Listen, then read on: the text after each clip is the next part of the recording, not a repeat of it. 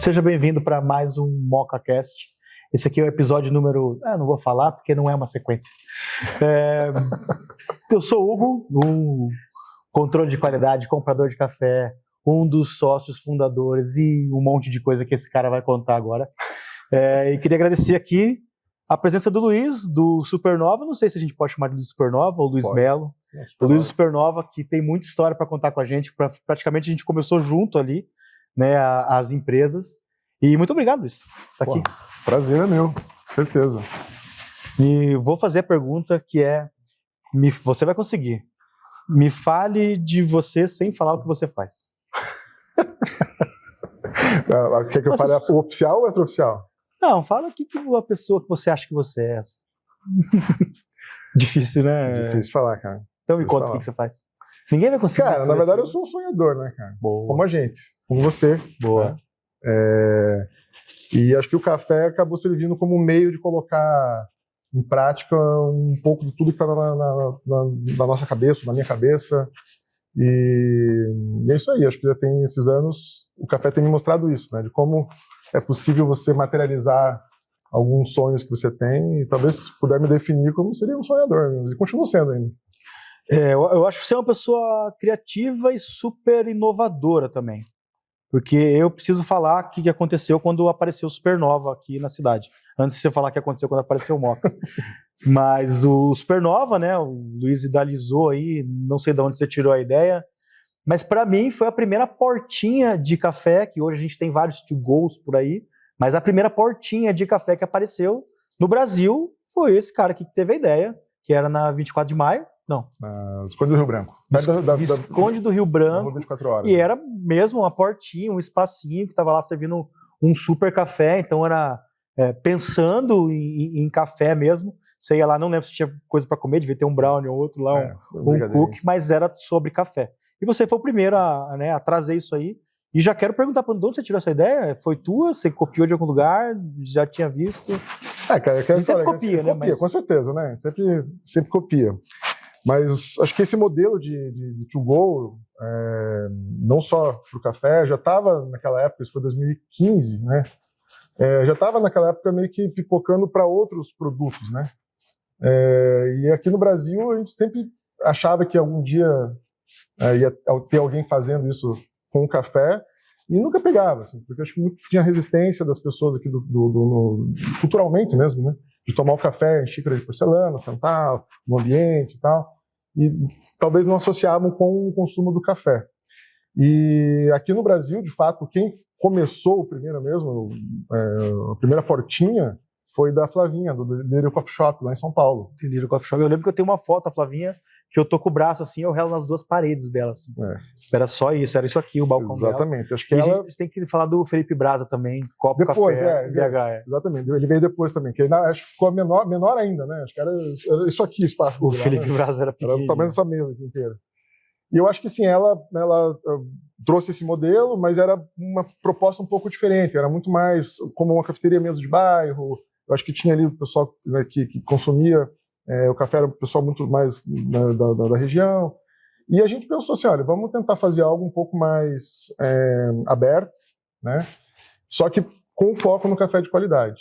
Então acho que foi o maior diferencial. E a gente, logo que abriu, né, nas primeiras semanas ali, eu nunca vou esquecer que teve um pessoal que trabalhava numa empresa próxima lá, os caras combinando um bolão para ver quanto tempo ia durar aquela nossa portinha. Sério? Tô falando sério. Porque os caras falavam assim, mas quem que é maluco ficar tomando café no copo de papel, no tempo, né, no frio? Cara, ninguém vai fazer isso, os caras malucos fazer um negócio desse aí. E eu lembro que foi o primeiro, segundo mês, assim, cara, foi uma dificuldade que você não tem ideia, assim, era de querer desistir mesmo, porque foi complicado as pessoas entenderem. Mas eu acho que o principal motivador ali foi porque as pessoas elas voltavam porque elas só conseguiam tomar um café de qualidade naquela portinha, na região.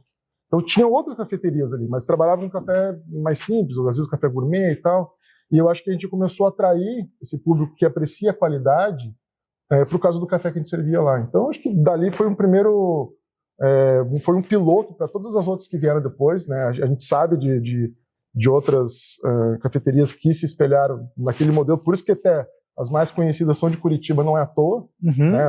Hoje as marcas mais conhecidas de rede to go são de Curitiba muito em função do que a gente mostrou que era possível, né? Porque a gente ainda tentou trabalhar com outras lojas, a gente chegou a ter ainda mais outras 5 lojas em Curitiba, nesse modelo to go, mas a nossa maior dificuldade era que o foco nosso era na qualidade, na experiência, o barista que tinha que servir ali tinha que ser uma pessoa que entendesse, então isso acaba limitando muito. Quando você vai para uma linha de muita qualidade, é difícil você escalar. Então a gente percebeu que seguindo naquele modelo não ia dar muito certo e, enfim, acho que a gente fez o nosso papel, acho que cumprimos o papel que a gente precisava fazer naquele momento, que era de mostrar que era possível se trabalhar um produto de qualidade, com uma experiência diferente, e eu acho que quem veio depois acabou fazendo um trabalho muito melhor do que o nosso.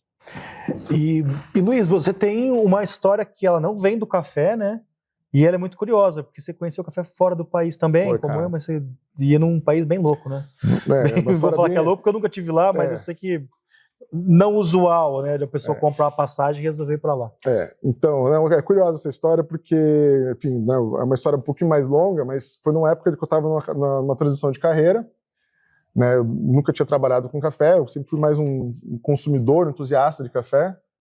E eu tive a oportunidade de ir para o leste da África, na Tanzânia, né, para visitar alguns países lá. E a primeira vez que eu fui numa fazenda de café foi no Quênia.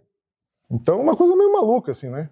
E como que o brasileiro, né, tendo acesso ao café quase que no quintal de casa, nunca teve esse contato com café numa fazenda de café? E ali foi para mim, na verdade, foi onde caiu uma ficha, foi onde virou mesmo uma chave de, poxa, eu acho que eu tenho a oportunidade de estreitar esse laço, porque era justamente isso, de você não ter o contato, eu sendo um consumidor, um apreciador, não ter o contato com a origem, né, do produto que eu estou consumindo. E o Moka Club tem um papel fundamental nessa história da relação aqui do café no Brasil, para você conhecer a origem. Eu acho que o Moka, pelo menos na minha memória, foi um dos primeiros lugares que você tinha a foto do produtor, né, no card, você sabia a história da fazenda, né, você conseguia ter acesso fácil às informações. E eu lembro, pelo menos na minha memória, claro que o Lucas já tinha um trabalho de pioneirismo, né, e o Lucas acho que vai continuar sempre sendo uma referência nesse trabalho. Mas acho que o Moka ele conseguiu inovar nisso, da forma de comunicar, né? E eu posso dizer que eu fui um dos impactados, né, com esse trabalho, de você conhecer ele, porque quando eu tive essa experiência lá na África, lá no Quênia, era isso, de como que a gente está tão longe, né, de conhecer a origem, de ter uma noção, porque pé de café você acha esporádico em Curitiba, acha em São Paulo ali, né, mas você ir realmente na fazenda, na produção, de conhecer as pessoas que vivem daquilo, a importância do café para a vida daquelas pessoas, para a gente que consome aqui, eu tenho certeza que a maioria das pessoas que hoje consomem ainda não tem essa noção. Tem um pouco de percepção pela informação ali que chega pela internet e tal, mas talvez elas não entendam como que é realmente a importância do café para a vida dessas pessoas. E eu acho que esse trabalho lá na África acabou meio que me impactando e foi uma motivação de entrar com um negócio de empreender no café, seguindo até muitos exemplos aí, a inspiração do Moka, né? Você voltou com isso na cabeça, né? Com certeza. Eu lembro no comecinho, que essa é uma coisa muito legal que a gente fez, porque no comecinho você veio e comprou uma máquina que era a Probat, que é igual essa daqui, quer dizer, era de 5 quilos, né? O menor, igual essa daqui, e a gente tinha uma máquina, não sei se está aparecendo em alguma das câmeras ali, que é aquela lá. E, cara, tipo 2 meninos, assim, brigando, cara, minha máquina é melhor que a sua e tal. Obviamente não era uma briga, mas eu lembro um dia que a gente falou, então tá bom, então nós vamos torrar aqui no Átila o mesmo café, vamos pegar o carro e vamos lá pro Supernova fazer uma torra na tua máquina e vamos ver qual que é melhor de fato. E a gente fez isso, né? A gente torrou ali no Moka e depois foi pro Supernova, torrou o mesmo café. Eu não lembro qual que foi a conclusão, mas eu acho que deu igual, não sei se foi um negócio, nossa, é uma melhor que a outra. Eu acho que tinha dado um perfil do teu foi melhor e o outro do nosso foi melhor, mas eu acho que muito isso, naquele momento, era da gente se desafiar, né, a se desenvolver, porque eu também estava começando na torra, né, e você também, inclusive a gente torrou um ou 2 meses na época que começou o Supernova, a gente torrou o café do Moka a gente torrava para vocês, né? Não, a gente torrava pro vocês torravam? Quando a gente não tinha o torrador. Isso, antes vocês terem o torrador. A gente teve os 2 meses. E eu levava lá, é verdade. Exatamente. Vocês levavam lá, você levou o café. Você acha que torrava até, acho que no Luca também torrou uma época, mas eu me lembro que você teve uns 2 meses que você quis testar para ver qual é que era lá esse negócio. E daí você levou e teve acho que uns 2 meses do Moca, isso 2015 ou 2016. A gente comprou o torrador em 2016, então foi em 2016. Não, deve ser, acho que foi em 2015, no final de 2015, se eu não me engano, ou comecinho de 2016. Mas eu acho que aquele lá foi um momento muito legal, porque a gente se desafiava e meio que existia essa meio que uma concorrência, uma briga ali, de querer trabalhar melhor. Até, inclusive, a gente participou do campeonato de torra também, depois teve um campeonato de torra, e eu acho que era muito disso, da gente se colocar, se desafiar, a aprofundar um pouco mais, porque a gente tinha pouco acesso à informação. Eu acho que para torra, basicamente, acho que era você a pessoa que eu tinha mais contato para trocar ideia. Na torra, né? Eu acho que... Eu até acho que o campeonato a gente ficou numa colocação muito perto, eu acho. Eu fiquei em quarto ou quinto e você ficou muito perto também. Eu tinha ficado em terceiro, depois não. Eu tinha ganhei, depois primeiro, perdi, depois fiquei quarto. Acho que você ficou quarto, quinto, acho que foi bem próximo. Não dá pra ver que a gente tava fazendo a mesma coisa. Com certeza. Eu acho que isso foi muito enriquecedor pra gente, né? Então, eu aprendi muito com aquele momento, porque era muito difícil ter acesso à informação, ter acesso a pessoas que realmente queriam se aprofundar naquilo, né? Que eu acho que ainda hoje a gente tem um pouquinho de dificuldade. Está muito difundido, né, a torra de café, ficou mais acessível os equipamentos também, mas eu acho que essa preocupação, esse cuidado em querer fazer um trabalho de maior qualidade e tal, ainda continua raro, assim. Então eu fico feliz de ainda ter passado esse momento com você, porque a gente aprendeu muito ali, com certeza, para prova de café. Até estava buscando agora, vendo umas mensagens antigas, você queria fazer o kill, na mesma época eu também queria fazer. Então acho que acabou que a gente sempre, essa nossa amizade, também meio que um puxava o outro, assim, né, naquele começo. Eu sempre senti essa necessidade, assim, de saber se eu estava fazendo a coisa certa. Eu acho muito difícil provar sozinho. Eu gostei. Tá, mas você gostou, e daí? Então sempre senti essa necessidade de ter amigos aqui. Acho que é por isso que hoje eu acho que eu converso com todo mundo, até hoje. E eu lembro que você, sempre abriu a porta e dava para levar lá, tinha as baristas lá também, lembro que era Mion, a Larinha, enfim, sempre chegava lá, levava o café para elas fazerem, para ver se o nosso café estava bom pelo paladar delas, então sempre foi uma porta aberta. Já te agradeço por isso, que foi bem legal. A gente já não se vê mais tanto nessa situação, a gente acaba se encontrando em outros lugares, e eu queria até te perguntar, assim, qual que é a tua ideia hoje, porque você pivotou várias vezes, né? Lembro que, loja em São Paulo, fui te visitar em São Paulo, lembro que você estava triste aquele dia, cara. Você estava triste, cara. Eu saí de lá, eu fiquei triste, porque não tinha ninguém, cara. Você tava tipo, não sabia se continuava aberto, se fechava. Eu saí de lá triste. Falei, cara, o Luizão entrou na furada. Mas beleza, passou, que bom Superou. Que você fechou e veio pra cá. Mas hoje, que top que você tá? Porque parece que você expandiu do café para outras coisas, para a qualidade de outras coisas, de comida, do atendimento, um espaço muito maior, um lugar muito mais aconchegante, assim. Dá para perceber que o Supernova não é mais aquele Supernova que a gente tá conversando aqui agora. O que virou? Então, acho que a gente que é empreendedor, você sabe que é uma eterna montanha-russa, né? Vai ser sempre assim. Eu acho que é muito difícil empreender e você estar sempre estável. Tem, óbvio, algum outro negócio que acaba sendo dessa maneira, mas a gente, né, que empreende num país que tem, né, bastante dificuldade, sempre vai ser essa montanha-russa, né? E eu acho que teve um divisor de águas muito grande, né, no nosso negócio, Supernova, que foi a pandemia. Acho que impactou, obviamente, pessoalmente, né, todos nós, mas como negócio, acho que veio uma ruptura e que ali serviu de exemplo de como eu posso ainda ser relevante no meio do café, pensando em outras possibilidades. Porque ali a gente dependia muito das pessoas circulando, né? Então as pessoas precisavam ir até as nossas lojas.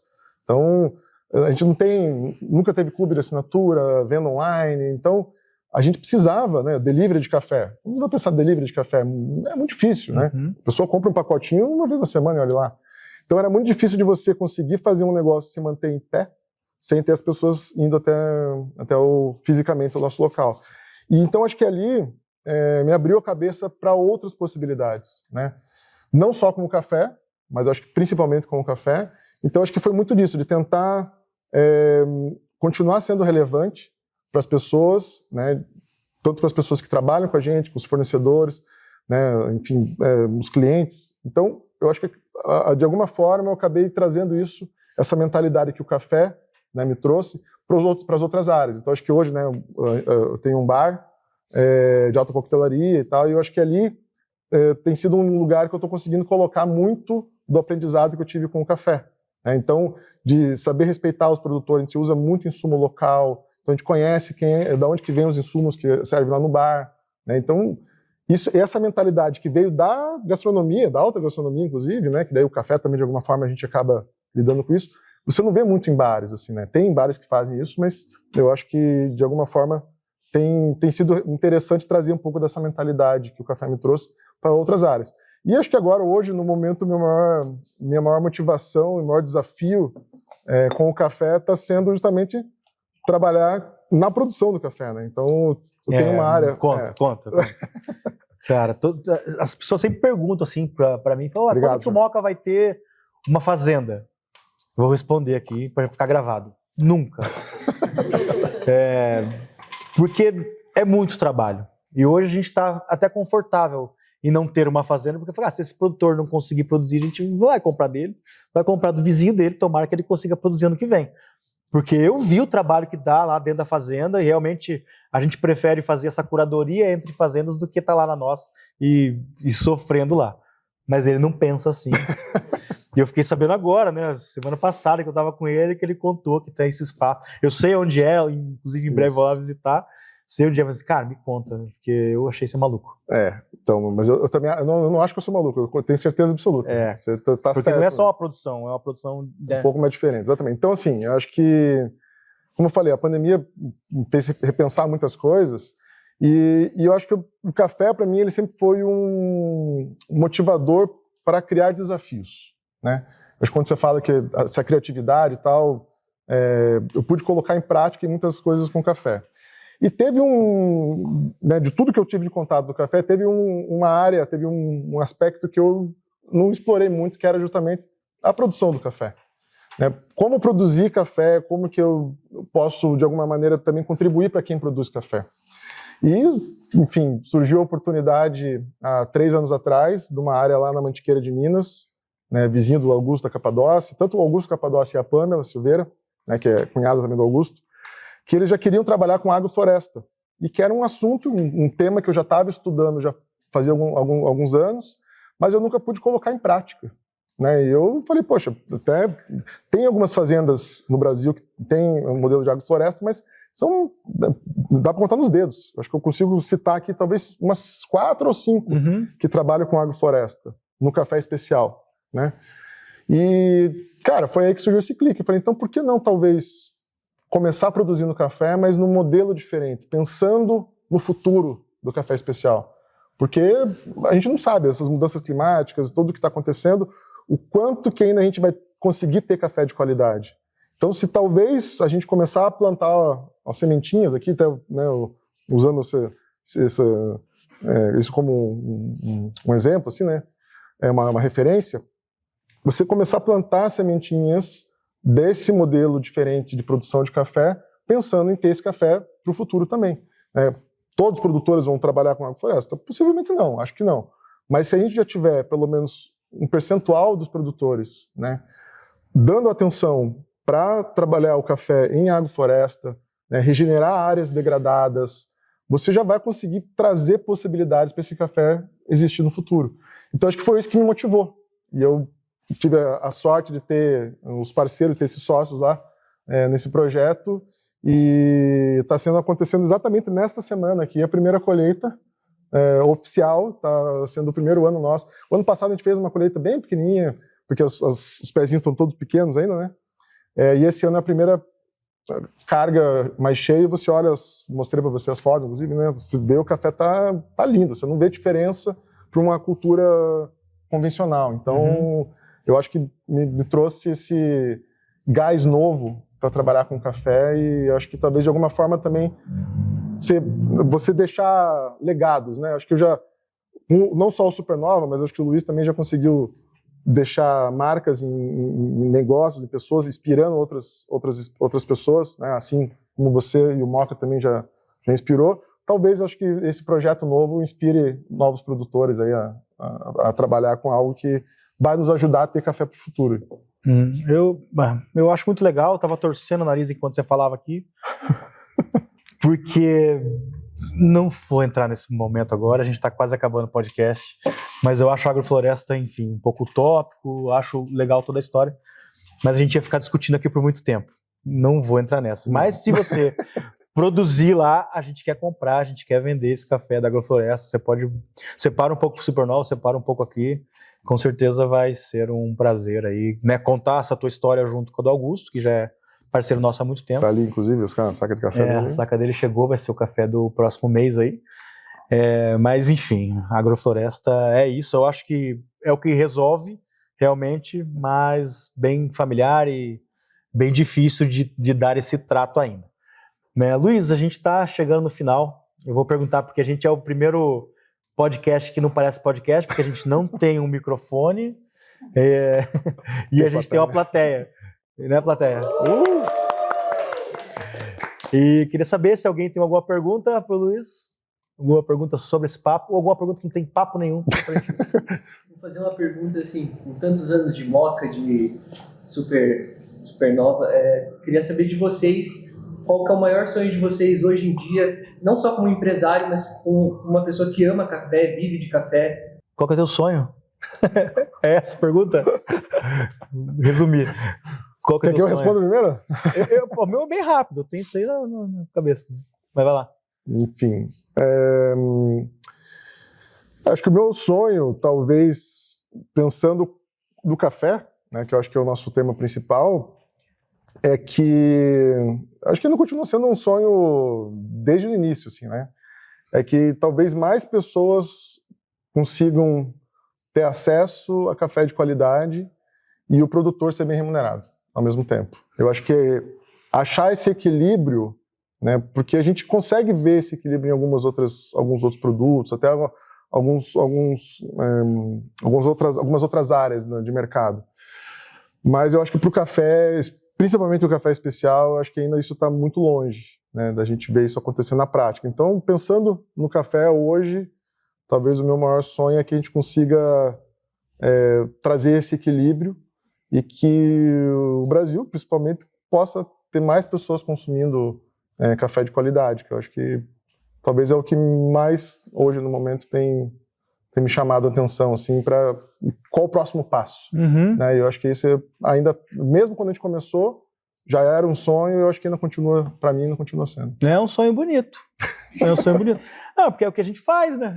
É o que a gente faz. Você paga bem, a gente paga bem. A gente nunca discutiu preço com o produtor. Isso é uma coisa que eu tenho orgulho de falar, que, cara, o produtor falou que custa tanto. A gente não pode pagar. Eu nunca discuti, vou pagar mais barato, porque, né, não fui eu que suei para estar lá. Então isso é praticamente, né, o propósito do Moca e do Supernova também, e de várias outras empresas de café especial, que é um sonho bonito.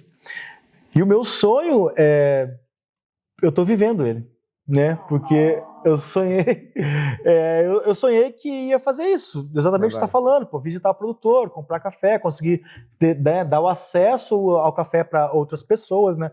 Para que o brasileiro conhecesse o café brasileiro. E meu sonho realmente era estar na estrada, estar visitando o produtor, né? Esse sonho ele foi se criando quando eu comecei a viajar, e hoje é meu trabalho. Então hoje eu vivo um sonho. Então não tenho sonho, não quero chegar em nenhum lugar, quero que isso aqui seja cada vez maior, cada vez tenha mais gente aqui, que vocês venham aqui, que vocês entendam que o que a gente faz é verdadeiro, né? A gente não conta histórias aqui, a gente só repassa as histórias que a gente escuta, e eu acho que é isso. Então hoje vivo um sonho. Não, eu acho que o que você está falando é uma verdade mesmo, porque eu ainda tenho uma lembrança do Moca, né? Eu sei que o tempo está meio curto aí, mas tem que dar a prorrogação por causa da bateria aí que acabou. Hein? Mas eu lembro muito do Moca, acho que o primeiro lugar que eu vi também trazendo o termo de democratizar o café especial, né, foi no material de vocês, não lembro onde que foi. Foi a Gazeta do Povo que escreveu, não foi nem a gente. Foi 13 ou 14, não lembro como foi, mas foi uma das primeiras menções a esse termo, né, eu lembro que foi de vocês.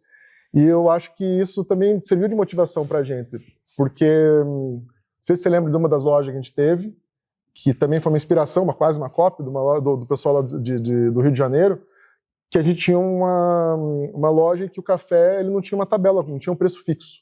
As pessoas chegavam lá e se tinha R$1 no bolso, ele ia tomar um café. Se tinha R$2, ele podia tomar um cappuccino e tal. E por que isso? Porque a gente estava num lugar de comércio popular, onde tinha a nossa torrefação, inclusive, e que as pessoas ali nem sabiam o que era café especial, não existia isso.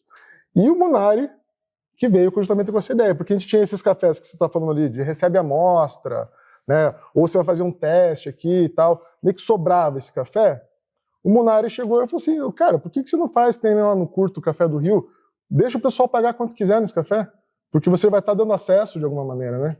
E, cara, acho que se for ficar aqui, nós vamos ter várias histórias por causa dessa atitude, e eu acho que naquele momento vinha muito, e eu não falei isso pro Munari, enfim, na época lá, desse termo de democratizar o café especial na prática.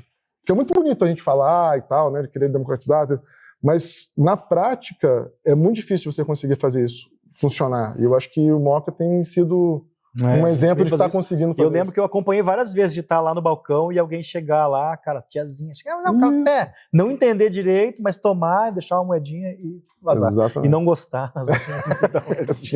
Gostar e vazar. Luiz, obrigado pela conversa. Eu chamaria você de novo e vou chamar para a gente bater mais uns papos, para a gente falar do futuro, talvez da próxima vez, porque eu sei que você é bem ligado nisso. E agradeço aí demais essa parceria desde sempre. Imagina, eu que agradeço, fico honrado de verdade, sim, né? Você é um amigo, você é um cara que inspira tanta gente aqui no meio do café, né? Em todas as áreas, que também você continue inspirando a gente ainda mais ainda. Muito obrigado.